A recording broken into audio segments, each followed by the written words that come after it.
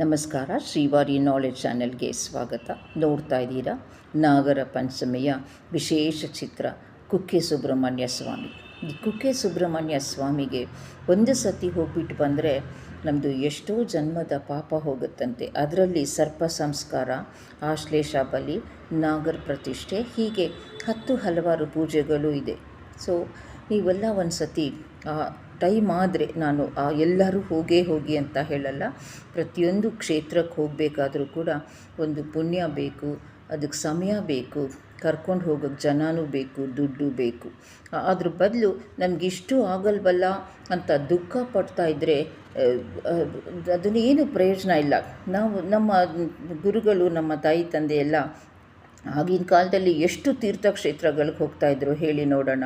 ಅವರೆಲ್ಲ ಏನು ಮಾಡ್ತಾಯಿದ್ರು ಅಂತ ಹೇಳಿದ್ರೆ, ಮನೇಲೇ ಕೂತ್ಕೊಂಡು ಸ್ವಾಮಿನ ತಮ್ಮ ಮನಸ್ಸಿಗೆ ತಂದುಕೊಂಡು ಆ ಚಿತ್ರನ ಕಣ್ಣಲ್ಲಿ ತಂದುಕೊಂಡು ಅವರು ಶ್ಲೋಕ ಹೇಳ್ಕೊತಾಯಿದ್ರು, ಪೂಜೆ ಮಾಡ್ತಿದ್ರು. ಅದು ಕ್ಷೇತ್ರಕ್ಕೆ ಹೋಗಿ ದೇವರನ್ನು ನೋಡಿದಷ್ಟೇ ಪುಣ್ಯ ಬರುತ್ತೆ ಅಂತ ಎಷ್ಟೋ ನಾವು ಪುಸ್ತಕಗಳಲ್ಲಿ ಓದಿದ್ದೀವಿ. ಹಾಗೆ ನಾನು ಈ ಚಿತ್ರನ ಇವತ್ತಿನ ದಿವಸ ನಾಗರ ಪಂಚಮಿ ಹಬ್ಬ ಎಲ್ಲರೂ ನೋಡಿ ಧನ್ಯರಾಗಿ, ಆದರೆ ಹೋಗಿ ಯಾವಾಗಲಾದರೂ ನಿಮಗೆ ಪುರ್ಸೊತ್ತಾದರೆ ಹೋಗಿ ಕುಕ್ಕೆ ಸುಬ್ರಹ್ಮಣ್ಯಕ್ಕೆ. ಅಲ್ಲೇ ದೇವಸ್ಥಾನದ ಒಳಗಿನ ರಸ್ತೆಯಲ್ಲೇ ಆದಿಸುಬ್ರಹ್ಮಣ್ಯ ಅಂತಲೂ ಇದೆ, ಅಲ್ಲಿ ಹುತ್ತ ಇದೆ, ಹುತ್ತದ ಮಣ್ಣು ಕೊಡ್ತಾರೆ. ಅದನ್ನಿಟ್ಕೊಂಡು ಮನೆಯಲ್ಲಿ ಪೂಜೆ ಮಾಡಿ ಧನ್ಯರಾಗಿ. ನಿಮ್ಮೆಲ್ಲರಿಗೂ ದೇವರು ಒಳ್ಳೇದು ಮಾಡಲಿ.